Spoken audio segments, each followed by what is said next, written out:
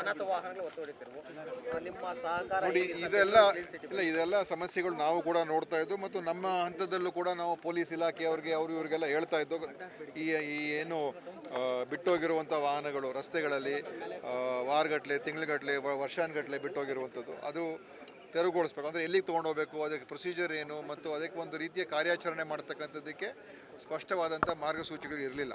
ಇವತ್ತು ನಮ್ಮ ಕೃಷ್ಣ ಬೈರೇಗೌಡರು ಬೆಂಗಳೂರಿನ ಉಸ್ತುವಾರಿ ಸಚಿವರಾದ ನಂತರ, ಇಲಾಖೆಯ ಸಚಿವರಾದ ನಂತರ ಇವತ್ತು ಈ ಒಂದು ವಿಷಯಗಳ ಬಗ್ಗೆ ಅಂದರೆ ಸಾರ್ವಜನಿಕರಿಗೆ, ಪಾದಚಾರಿಗಳಿಗೆ, ಸ್ವಚ್ಛತೆ ಬಗ್ಗೆ ಎಲ್ಲದ್ರ ಬಗ್ಗೆ ಗಮನ ಕೊಡ್ತಾ ಇದ್ದಾರೆ. ಇವೆಲ್ಲ ದೊಡ್ಡ ದೊಡ್ಡ ವಿಚಾರಗಳಂತ ಕೆಲವರು ಅನಿಸದೇ ಇರ್ಬೋದು, ಆದರೆ ಇದು ಭಾಳ ಮುಖ್ಯವಾದಂಥ ವಿಷಯ.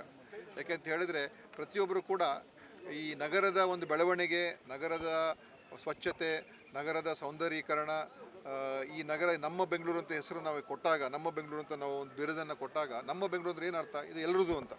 ನಮ್ಮ ಪಾಲುಗಾರಿಕೆಯೂ ಇದೆ, ನಮ್ಮ ಜವಾಬ್ದಾರಿನೂ ಕೂಡ ಇದೆ, ನಮ್ಮ ಹೊಣೆಗಾರಿಕೆ ಕೂಡ ಇದೆ. ಅದರಿಂದ ಸಾರ್ವಜನಿಕರು ಇವತ್ತು ಸಹಕಾರ ನೀಡಬೇಕು.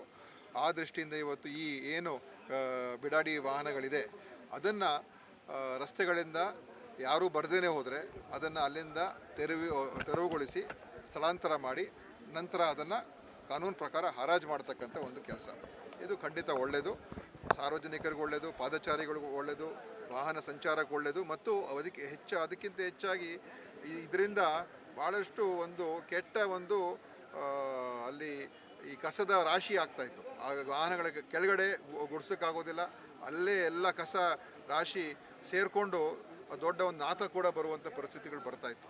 ಆದ್ದರಿಂದ ಇದೆಲ್ಲ ಕೂಡ ಒಂದು ನಗರದ ಹಿತದೃಷ್ಟಿಯಿಂದ ನಮ್ಮ ಸರ್ಕಾರ ಇವತ್ತು ಸನ್ಮಾನ್ಯ ಶಿವಕುಮಾರ್ ಅವರ ನೇತೃತ್ವದಲ್ಲಿ ಮಾಡ್ತಾ ಇದೆ.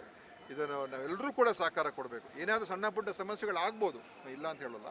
ಆ ಸಮಸ್ಯೆಗಳು ಬಂದಾಗ ನಾವು ಕೂತು ಸ್ಪಂದಿಸ್ತಕ್ಕಂಥದ್ದು, ಮಾನವೀಯತೆ ದೃಷ್ಟಿಯಿಂದ ಏನು ಮಾಡಬೇಕು ಅದನ್ನು ಕೂಡ ನಮ್ಮ ಸರ್ಕಾರ ಮುಕ್ತವಾಗಿ ಮಾಡುತ್ತೆ ಅಂತ ನನ್ನ ವಿಶ್ವಾಸ ಇದೆ.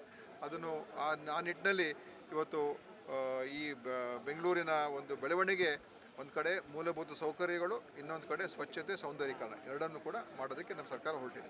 ಕ್ಯಾಬಿನೆಟ್ ಲಿಸ್ಟ್ ದೆಹಲಿ ತಲುಪಿದೆ, ನನಗೆ ಇಲ್ಲ ನೋಡಿ, ಇವಾಗ ಅದೆಲ್ಲ ತೀರ್ಮಾನ ನಮ್ಮ ಪಕ್ಷದ ವರಿಷ್ಠರು ಮಾಡ್ತಾರೆ. ಆ ಕಾರಣದಿಂದ ಅದ್ರ ಬಗ್ಗೆ ನಾನೇನು ಮಾತಾಡ್ತಕ್ಕಂಥದ್ದಕ್ಕೆ ಅವಶ್ಯಕತೆ ಇಲ್ಲ. ಆಯ್ತಾ? ಚುನಾವಣೆಗೆ ಯಾವ ರೀತಿಯಾಗಿ ಸರ್ಕಾರ ನೋಡಿ, GBA ಚುನಾವಣೆ ನಾವು ಆಗಸ್ಟ್ 31ನೇ ತಾರೀಕು ಒಳಗಡೆ ಮಾಡಬೇಕು ಅಂತಲೇ ಇತ್ತು. ಆದರೆ ಇವತ್ತು SIR ಪ್ರಕ್ರಿಯೆಯಲ್ಲಿ ಎಲ್ಲ ನಮ್ಮ ಅಧಿಕಾರಿಗಳು ಮತ್ತು ರಾಜಕೀಯ ಪಕ್ಷಗಳ ಕಾರ್ಯಕರ್ತರು ಕೂಡ ಬಹಳ ನಮ್ಮವರು ಪ್ರತಿಯೊಂದು ಬೂತ್ನಲ್ಲೂ ಕೂಡ ನಮ್ಮ ಕಾರ್ಯಕರ್ತರು ಕೆಲಸ ಮಾಡ್ತಾ ಇದ್ದಾರೆ.